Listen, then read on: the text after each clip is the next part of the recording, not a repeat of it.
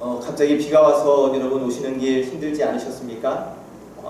덥고 습하고 또다시 여름이 온 것만 같은 이 때입니다. 그러나 그 힘겨움에도 불구하고 주의 전으로 예배 자리로 발걸음하고 계신 우리 존귀한 예배자 여러분을 주님의 이름으로 환영하고 축복합니다. 우리 주연분들과 함께 인사 나눕시다. 사랑합니다. 축복합니다. 인사하시죠. 사랑합니다. 사랑합니다. 사랑합니다. 사랑합니다. 축복합니다. 축복합니다. 축복합니다. 감사합니다. 잘 오셨습니다. 감사합니다.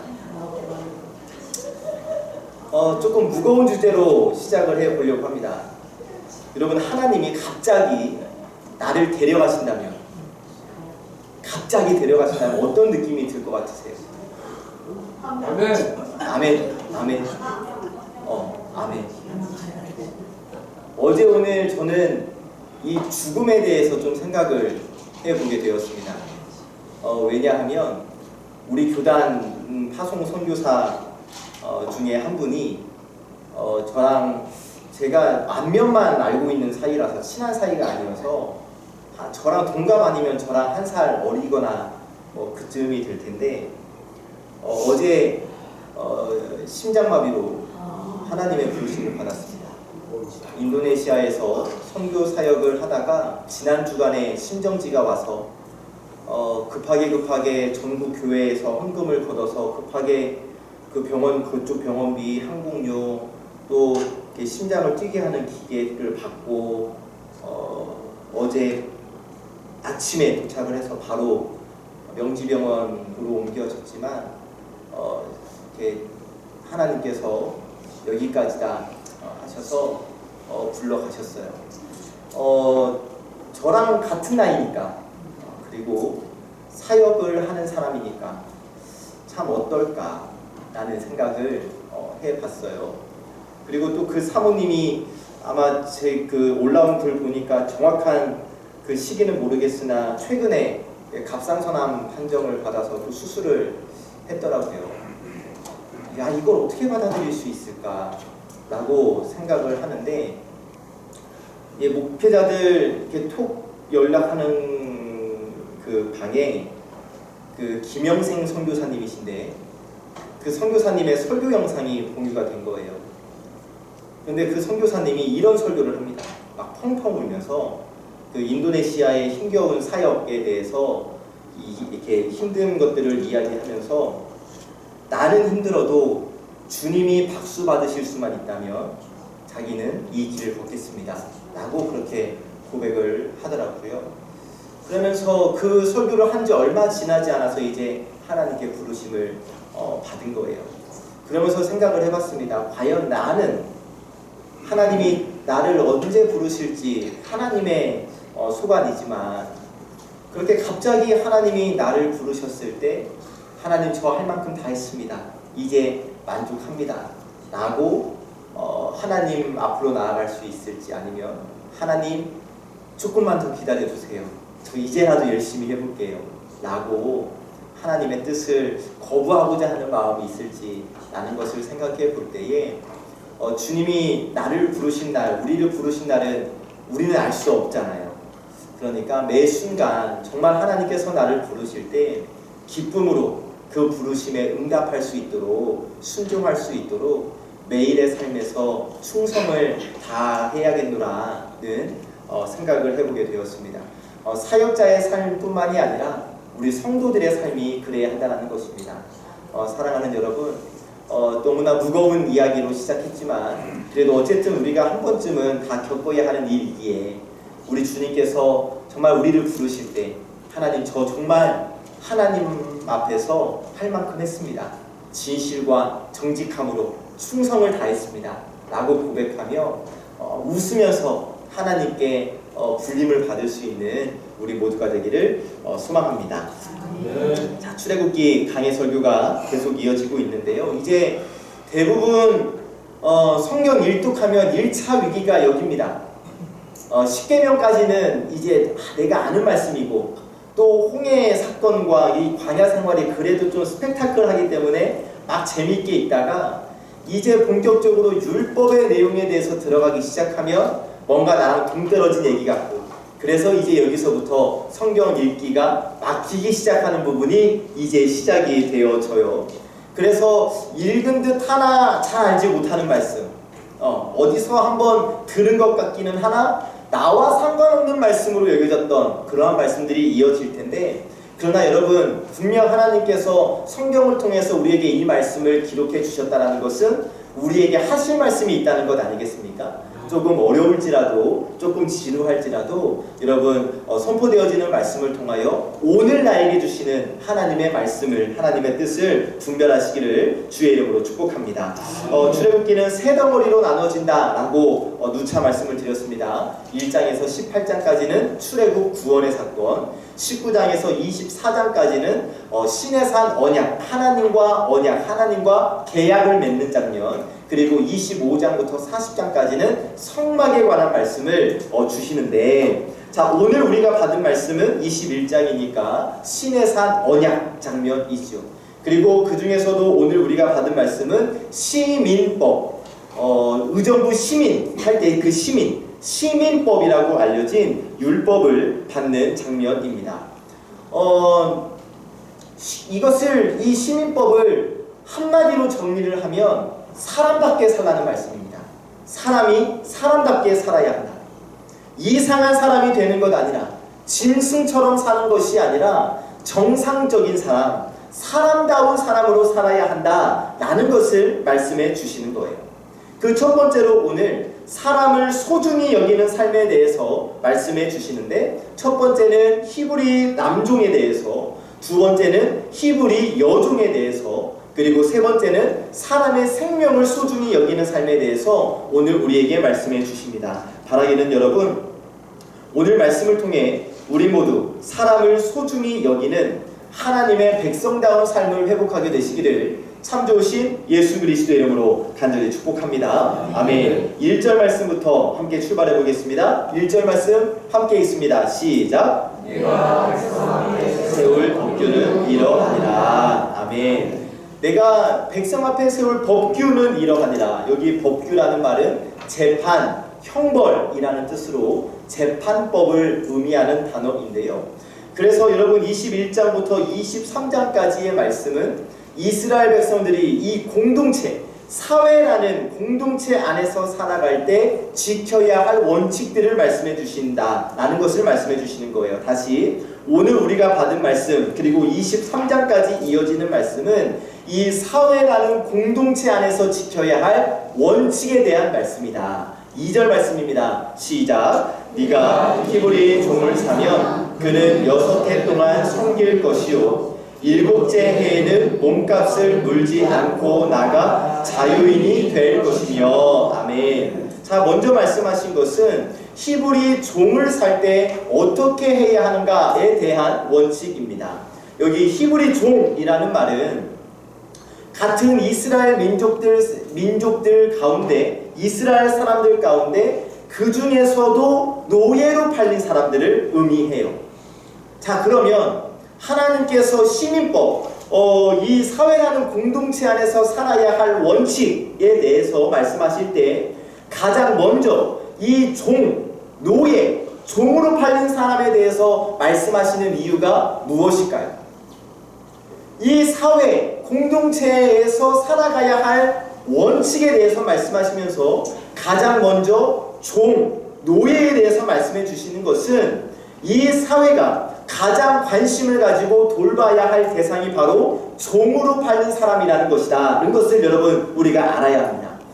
다시 여러분, 이 사회가 가장 관심을 가지고 돌아봐야 할 사람이 종으로 팔린 사람이기 때문에 하나님께서 이 히브리 종에 대해서 가장 먼저 말씀해 주시는 거예요. 왜입니까? 지금 다른 사람들은 출애굽에서 이 자유를 누리고 있는데 이 히브리 종들은 아직도 여전히 노예가 되어서 버림받은 삶을 살고 있잖아요.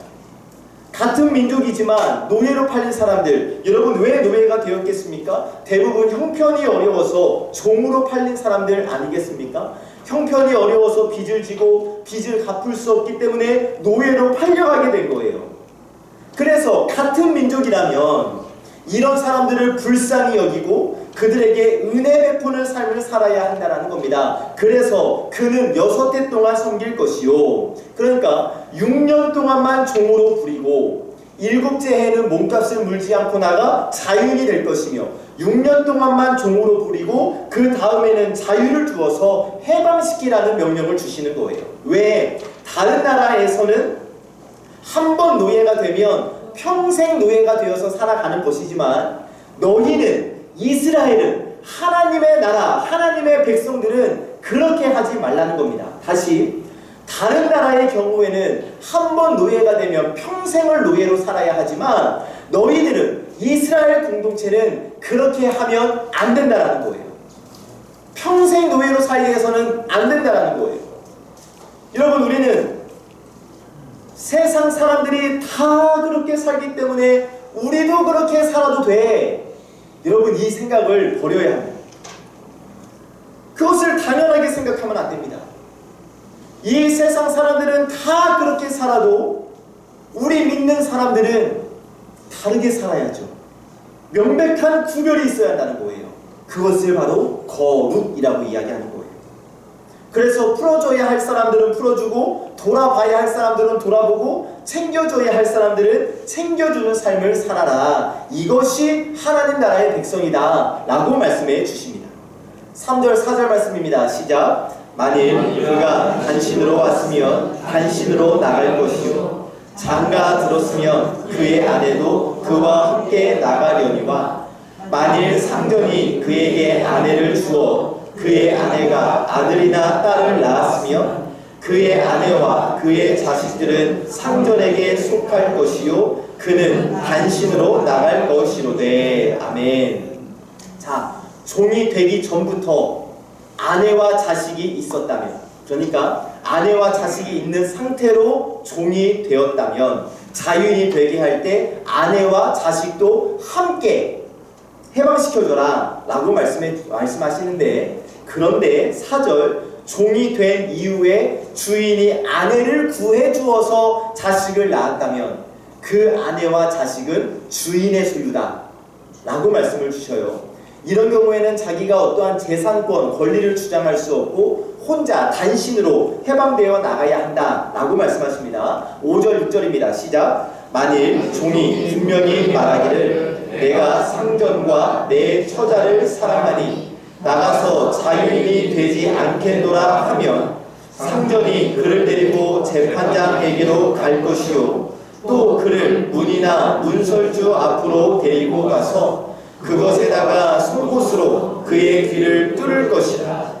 그는 종신토록 그 상전을 섬기리라. 아멘. 자, 종이 된 이후에 상전이 아내를 얻어주어서 자식을 낳을 경우 자식과 아내는 놓고 이 종만 혼자 해방이 되는 거였잖아요. 그런데 이 상황에서 혼자 나가야 하는 이 종이 나는 나의 상전과 나의 가족들을 사랑하기 때문에 나 혼자 나가서 자유인이 되지 않겠습니다 라면 어떻게 해야 하는가, 그 가르침을 주시는 건데, 그럴 때는 6절 상전이 그를 데리고 가서 문설주 앞으로 데리고 가서 송곳으로 귀를 뚫고 평생 노예가 될 것을 서약해야 한다 라고 말씀을 주십니다.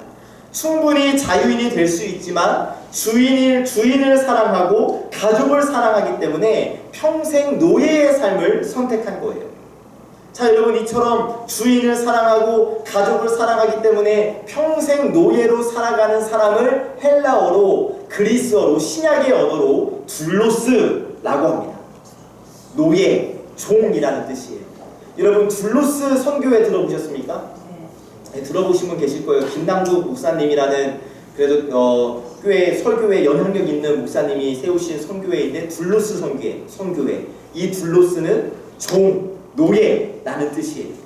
자, 그러면 이 종은 해방되어서 나가야 함에도 불구하고 왜 평생 노예로 살겠노라고 서약을 하는 겁니까? 먼저는 주인의 은혜를 입어서 주인을 존경하고 주인을 사랑하기 때문에. 그래서 주인을 떠나서 자유롭게 사는 것보다 주인을 섬기면서 노예로 있는 것이 더 가치 있고 의미 있는 삶이라고 생각하기 때문에 자유를 포기하고 평생 종으로 살겠노라 서약하는 거죠. 그리고 가족을 사랑하기 때문에 가족을 노예로 남겨두고 혼자 자유를 누리며 살아가는 것이 아무런 의미가 없다고 생각하여서 스스로 이 노예의 삶을 선택하는 거예요. 자, 여러분, 여기서 우리가 한번 머릿속으로 그림을 그려보기를 원하는데, 여러분, 아내를 사랑하고 자식을 너무나 사랑해서 자유를 포기하고 문설주 앞에서 송곳으로 귀가 뚫리는 아픔을 견디고 있는 그 아버지의 모습을 한번 상상해 보세요. 막 자유를 줘서 나는 가도 돼요. 그런데 내 아내와 자식들을 너무 사랑해서, 여러분, 요즘이야 귀 뚫을 때 얇은 바늘로 이렇게 뚫는 거는 뭐 이렇게 할 수 있지만 송곳이에요. 송곳. 얼마나 아프겠습니까? 그것을 이 아버지는 견디고 있는 거예요. 희생, 헌신이죠. 이 관점에서 여러분, 사도 바울이 항상 자신을 예수 그리스도의 둘로스라고 고백을 했습니다.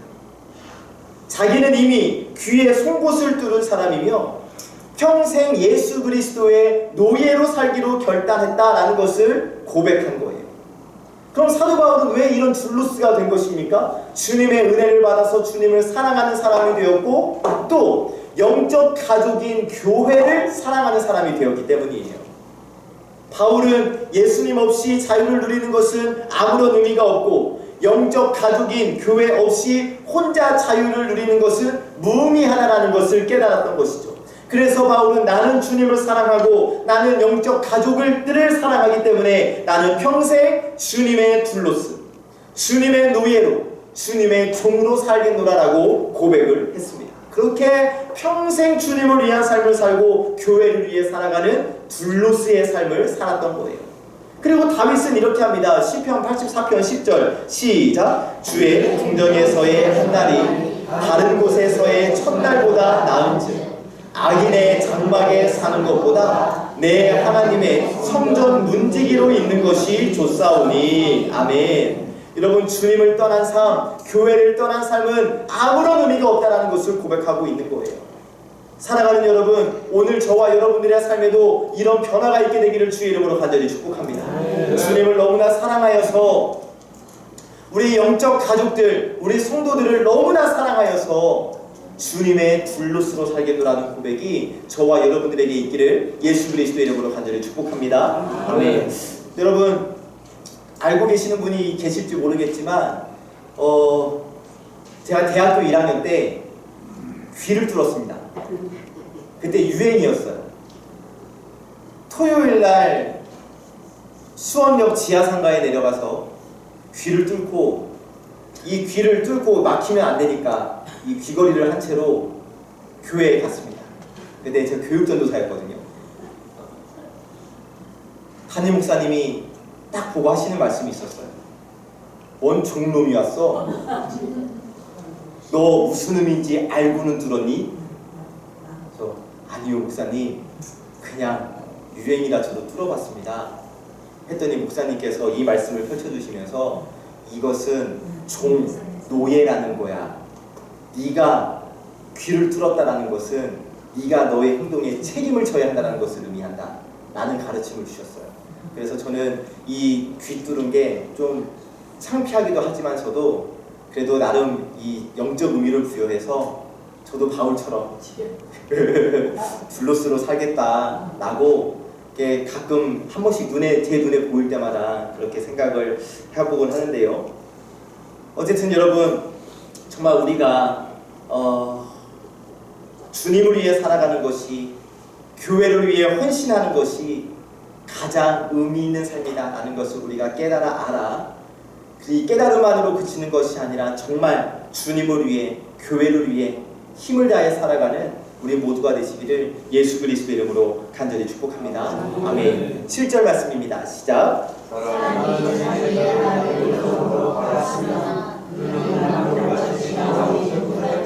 아멘. 다 사람이 자기의 딸을 여종으로 팔았어요. 당시 생계가 어려워서 자기의 딸을 노예로 팔아버린 경우예요. 그런데 여성의 경우에는 남종같이 나오지 못한다고 말씀을 하십니다. 아, 이게 뭘까? 하나님께서 지금 남자와 여자를 차별하시는 건가? 그것은 아니고요, 여러분. 여기서 여종은 단순한 여종이 아니라 첩으로 팔린 여종이에요. 첩. 여러분, 첩 개념 아시잖아요? 예, 첩으로 팔린 여종이기 때문에 하나님께서 이렇게 말씀을 주시는 거예요. 첩으로 팔렸기 때문에 단순한 여종이 아니라 주인의 가족의 일원이 된 것이고, 또 첩으로서의 권리, 옷, 식량 등을 보장을 받았거든요. 첩이지만 첩으로서 가족의 일원이 되었기 때문에 그렇게 남종과 같이 나갈 수가 없는 것이다 라고 가르침을 주시는 겁니다. 8절 말씀입니다. 시작. 만일 상전이 그를 기뻐하지 아니하며 상관하지 아니하면 그를 공경하게 할 것이나 상전이 그 여자를 친구들이 되었으니 외국인에게는 팔지 못할 것이요. 아멘. 자, 그런데 만일 상전이 이 첩으로 온 이 여종을 기뻐하지 않아서 상관하지 아니하면, 여기에 상관이라는 말은 성적 관계를 맺는 것을 의미하는 단어입니다. 그래서 그를 기뻐하지 않아서 상관하지 않았다는 것은 주인이 그 여종에게 매력을 느끼지 못하고 더 이상 어떠한 관계를 맺지 않았다라는 거예요. 자, 이럴 때에는 어떻게 하는가? 계속 데리고 있지 말고 속량하게 하라. 자유롭게 풀어주라는 거예요. 셋째 줄, 상전이 그 여자를 속인 것이 되었으니, 첩으로 삼겠다고 데려와 놓고 이 부부관계의 의무를 성실히 하지 않아서 그 여자에게 괴로움을 주었다라는 것이죠. 그래서 절대 외국인에게는 팔지 말아라. 하나님의 법이 통하지 않는 외국인에게 팔리면 그 여종이 더 큰 고통을 당할 수 있기 때문에 속량해라, 풀어줘라 라고 말씀을 주시는 겁니다. 9절 말씀입니다. 시작. 만일 그를 자기 아들에게 조용했으면 그를 딸같이 인정할 것이요. 아멘. 만일 그를 자기 아들에게 주기로 하였으면, 원래 내 첩으로 데리고 왔지만 마음이 변해서 아들에게 첩으로 주기로 하였으면, 그럴 때는 노예로 대하지 말고 그 여종을 딸같이 대우해라 라고 말씀을 주십니다.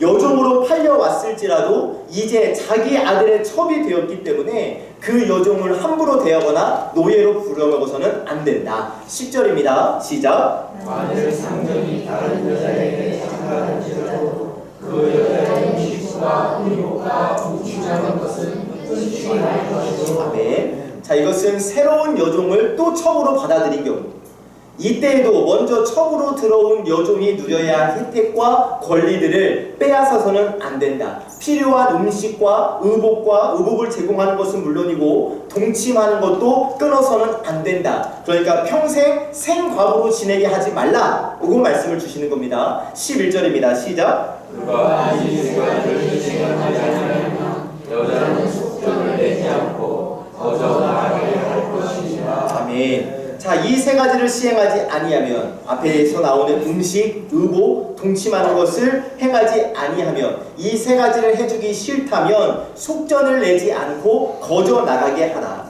여기 속전이라는 것은 노예로 팔렸을 때의 돈을 의미하죠. 그래서 여러분, 이 여성은 이제 완전히 자유롭게 되어서 다른 사람과 결혼할 수 있게 되는 거예요.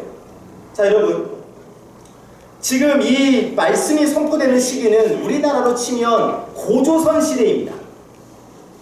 그런데 이때 여러분, 우리 하나님께서는 종으로 팔린 여성의 인권을 이처럼 존중해 주시는 율법을 명령해 주셨던 거예요. 당시 여러분, 여성이 노예로 팔리면 그녀의 인생은 거기서 끝나는 거거든요. 성적으로 유린당하고 물건처럼 취급당하기 쉬운 여러분 그런 시대 아니었겠습니까?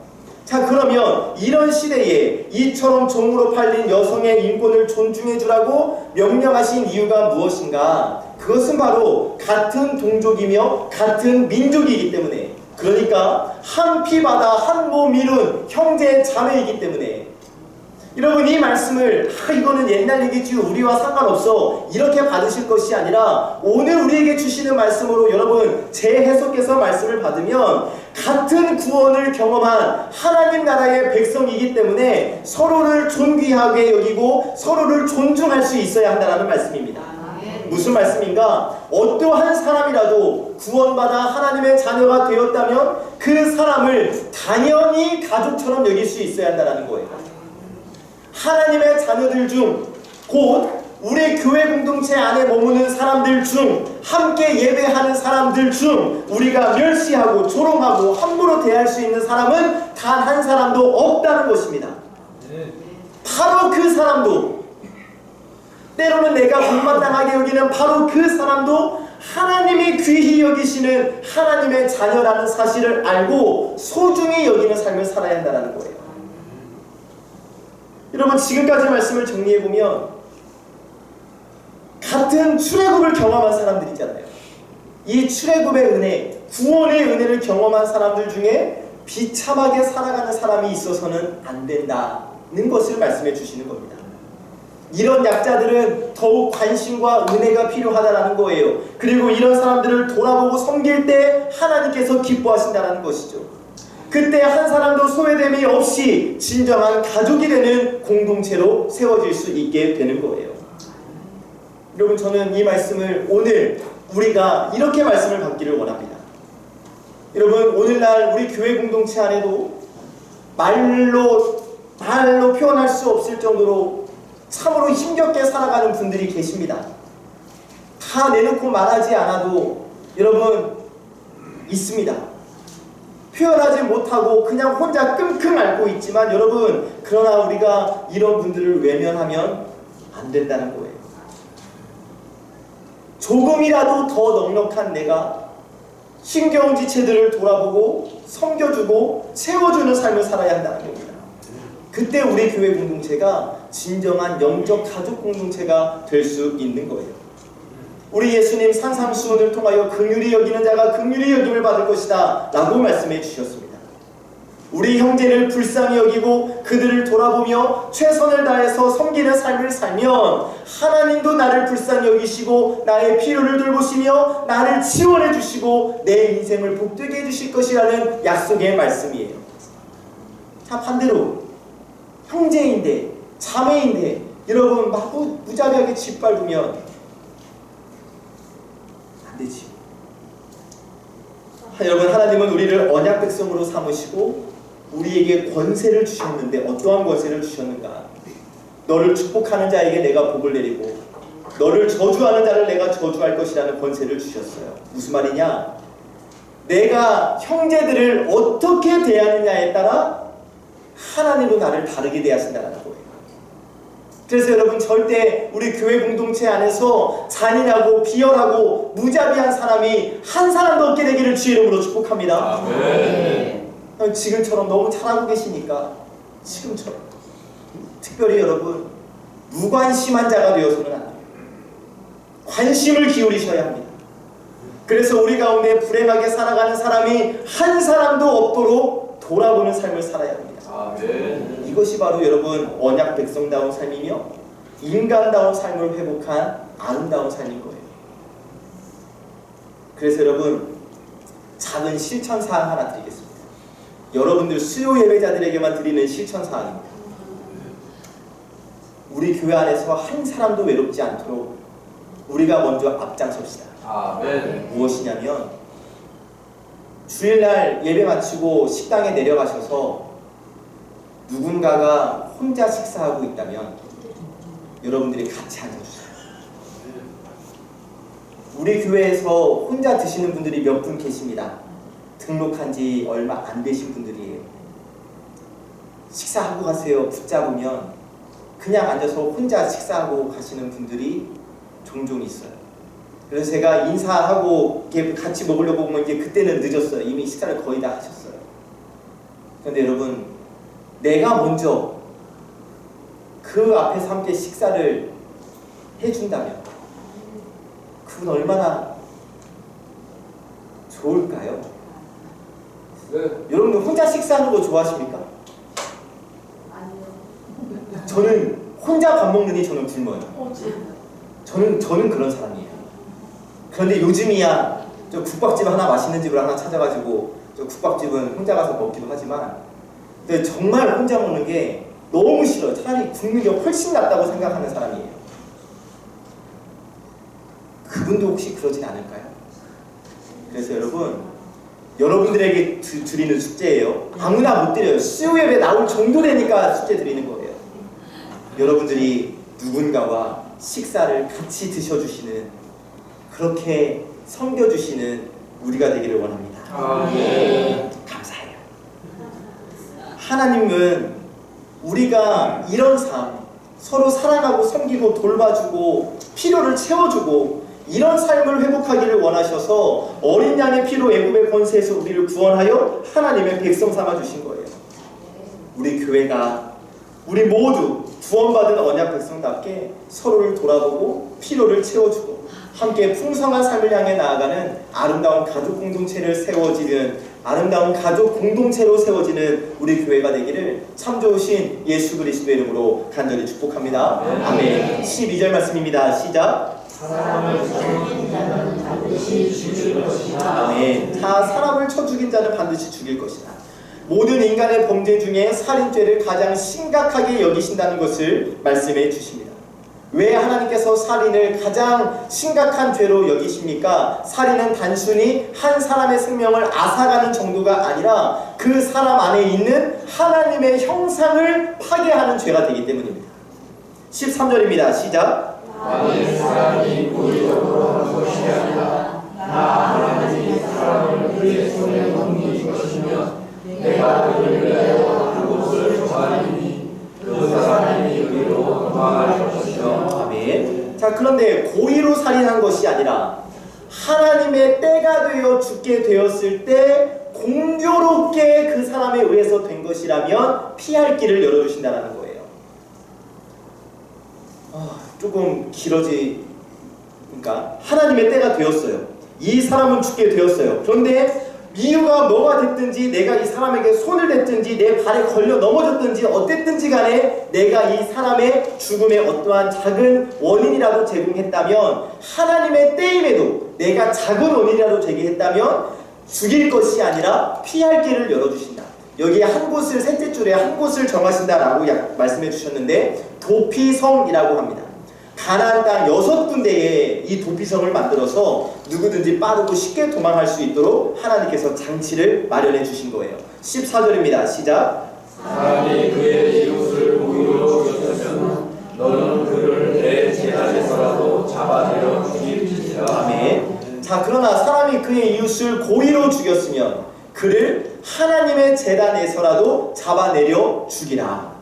여러분, 제단은 하나님께 지은 죄를 용서받는 곳 아니겠습니까? 그런데 사람을 고의로 죽였으면 그 제단 위에서 예배를 드리고 있다 할지라도 끌어내려라는 거예요. 그만큼 하나님은 살인을 가장 미워하시며 절대 용서하시지 않는다라는 것을 보여주시는 것이죠. 15절입니다. 시작. 자기 아버지나 어머니를 치는 자는 반드시 죽일지니라. 아멘. 자, 두 번째 사형에 해당하는 죄는 부모를 치는 죄. 살인죄만큼 하나님이 미워하시는 죄가 자기 부모를 폭행하는 사람입니다. 여러분, 이스라엘 민족에게는 부모님은 단지 한 가정의 어른 정도가 아니라 하나님을 대신하는 존재로 여겨졌습니다. 결국 부모를 친다, 부모를 때린다는 것은 하나님을 대적하는 행위가 되는 거예요. 그래서 폐륜적인 범죄를 저지르는 사람을 사형으로 엄벌을 내리라고 지시하시는 것입니다. 16절입니다. 시작. 사람을 납치한 자가 그 사람을 팔았든지 자기 집안에 두었든지 그를 반드시 죽일지니라. 아멘. 자, 세 번째 사형에 해당하는 죄는 납치입니다. 여러분, 우리나라 이 납치범 처벌이 무겁지 않더라고요. 갑자기 궁금해서 찾아보니까 10년 이하로 규정되어져 있어요. 징역 10년 이하예요. 이거 조금 이 형벌이 낮지 않나? 저는 그렇게 생각이 들더라고요. 우리 좀 국회 진출 좀 하셔서 이 법을 좀 바꿔야 하지 않겠나 싶습니다. 자, 그런데 하나님은 뭐라 말씀하십니까? 그를 반드시 죽일지니라. 17절입니다. 시작. 자기의 아버지나 어머니를 저주하는 자는 반드시 죽일지니라. 자, 네 번째, 사형에 처해질 죄가 아버지와 어머니를 저주하는 죄. 부모에게 욕을 하거나 부모님을 멸시하거나 부모님을 비난하는 것. 이처럼 부모님의 권위를 인정하지 않고 폐륜을 저지르는 자는 반드시 죽이라는 겁니다. 여러분, 반드시 이런 사람은 절대 세상에서 살려주면 안 된다는 것입니다. 그러니까 여러분, 지금 계속 하나님께서 반드시 죽일지니라 라고 말씀하시는 이 네 가지 죄는 하나님의 형상을 가진 인간이 얼마나 존엄한 존재인가를 우리가 알아야 한다라는 것을 말씀해 주시는 거예요. 반드시 죽일지니라에 초점이 맞춰지는 것이 아니라 이러한 죄가 있으니 이 사람들을 하나님의 형상으로서 존귀히 여기라는 이 부분에 우리가 초점을 맞춰야 하는 겁니다. 자, 여러분, 미운 사람이 있어요. 어떤 공동체든지 이 눈에 가시가 되는 사람이 있습니다. 물론 우리 교회에서는 그 정도는 아니지만 여러분, 사회 공동체에서 보면 진짜 정말 죄송합니다. 진짜 죽이고 싶을 정도로 미운 사람이 있었어요. 저도 있었어요. 자, 그런데 이제는 어떻게 해야 하는가?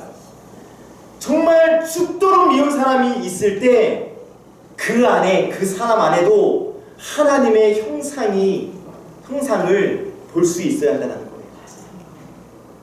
여러분, 정말 아무리 죽이고 싶어도 하나님을 대적하고 죽일 수는 없는 것 아니겠습니까? 우리가 그것을 볼 수 있어야 한다는 거예요. 인간은 하나님의 형상을 가진 존귀한 존재라는 사실을 우리가 항상 인식해야 한다는 겁니다. 여러분, 테레사 수녀 평생 어려운 사람들을 위해서 이 잠도 책상에서 자면서 이제 2시간만 잤다, 그렇게 섬김의 인생을 살았다, 이렇게 알려져 있죠. 기자가 이 테레사 수녀에게 물어요. 아니, 대체 수녀님은 왜 그런 인생을 사십니까? 테레사 수녀가 대답합니다. 그분들이 나의 주님이십니다. 가난하고 어려운 그 영혼들을 주님처럼 생각하며 정성껏 섬기는 삶을 살았던 것이죠. 우리 예수님은 뭐라 말씀하십니까? 형제를 미워하는 자가 이미 마음으로 살인했다라고 말씀을 하세요. 여러분, 우리는 공동체 안에서 미움에 사로잡혀 마음으로라도 형제를 죽이는 사람이 되어서는 안 될 줄로 믿습니다. 맞아요. 또한 잠시라도 부모를 멸시하거나 부모를 비난해서는 안 되는 거예요. 언제나 하나님의 자녀답게 부모를 공경하는 삶을 살아야 하는 거예요. 할렐루야. 조은유 조은서 아멘. 황기슬 전도사님도 아멘. 네. 우리 영창 선생님도 아멘. 네. 그래야 하는 거예요.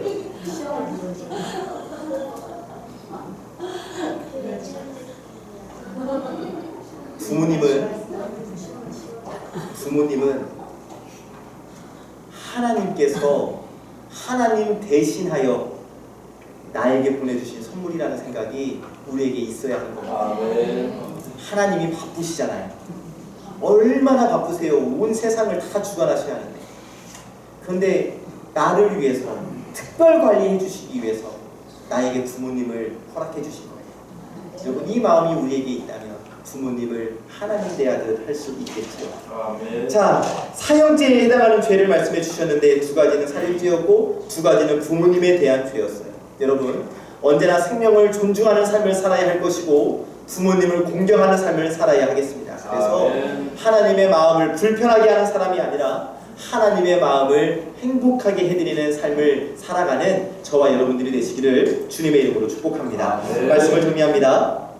자, 오늘 받은 말씀은 시내산 언약 중에 시민법으로 알려진 율법에 관한 말씀이었습니다.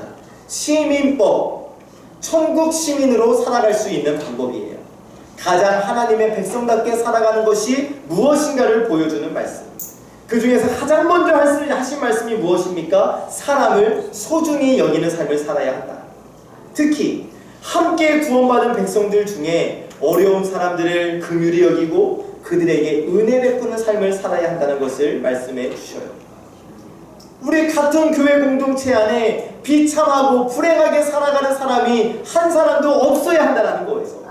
이런 사람들에게 관심을 가지고 이런 사람들을 돌아보고 지원하며 필요를 채워주는 공동체가 되어야 한다는 것입니다.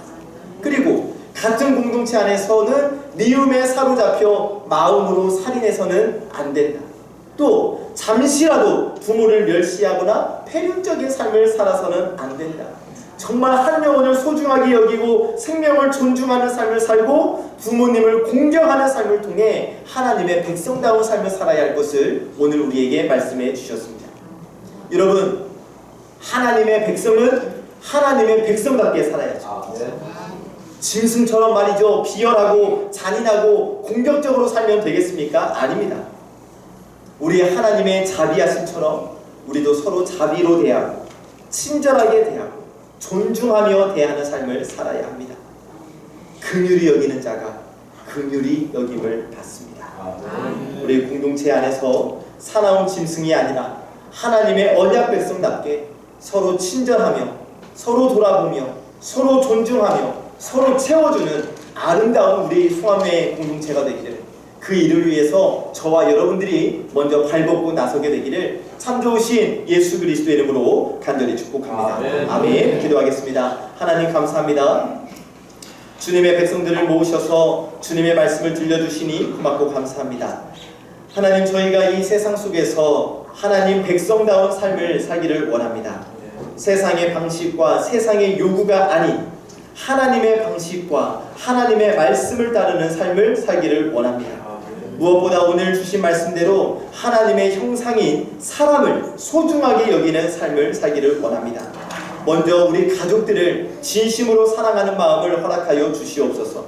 자녀들을, 부모님을 하나님 다음으로 섬기고 또 부모들은 자녀들을 하나님의 마음으로 사랑하게 하시사 우리의 가정이 하나님의 사랑이 흘러넘치는 작은 천국이 되게 하여 주시옵소서. 우리에게 허락하신 송암의 지체들을 돌보고 사랑하는 마음을 허락하시기를 원합니다. 서로 관심을 가지고 돌아보게 하시고 서로의 부족함을 채워주는 우리의 관계가 되기를 원합니다. 긍휼히 여기는 자가 긍휼히 여김을 받는다는 예수님의 말씀을 기억하며 우리의 지체들을 서로 긍휼히 여기며 예수 그리스도의 사랑으로 서로 사랑하는 우리 송암교회가 되게 하여 주시옵소서. 우리 김상한 집사님 26일에 수술이 잡혔습니다. 우리 주님께서 모든 치료의 과정을 인도하여 주실 줄 믿습니다. 회복의 은혜를 누림으로 더욱 목소리 높여 하나님을 찬양하는 우리 집사님으로 삼아 주시옵소서. 우리 정현영 집사님 이른 아침부터 하루 종일 병원에서 검사받고 지친 몸이지만 지친 마음이지만 이 시간 주님 앞에 나와 하나님을 예배합니다.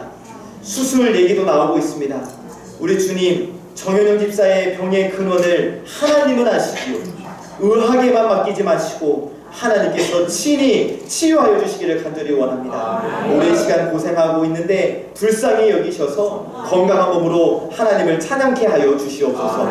우리 김분래 성도님, 아버지 하나님 급성 신우신염으로 고생하고 있습니다. 우리 하나님께서 온전히 회복시켜 주시어서 더 강건해진 육신으로, 아버지 하나님 그 노력이지만 그래도 건강하십니다. 그 건강해진 육신으로 우리 하나님을 예배하는 우리 김분래 집사님으로 삼아 주시옵소서. 이제 다시 세상으로 나아갑니다. 만나는 모든 사람들을 하나님의 형상으로 대하게 하시고 아버지 하나님, 우리가 속한 모든 공동체에서 하나님의 선하신 뜻을 드러내는 세상의 빛과 소금으로 살아가는 우리 존귀한 예배자들, 또 우리 송암의 모든 지체들 다 될 수 있도록 인도하여 주시옵소서. 다시 만날 때까지 주님의 은혜의 날개로 덮어 인도하여 주실 줄 믿고 감사드리며 예수 그리스도의 이름으로 간절히 기도하옵나이다. 아멘.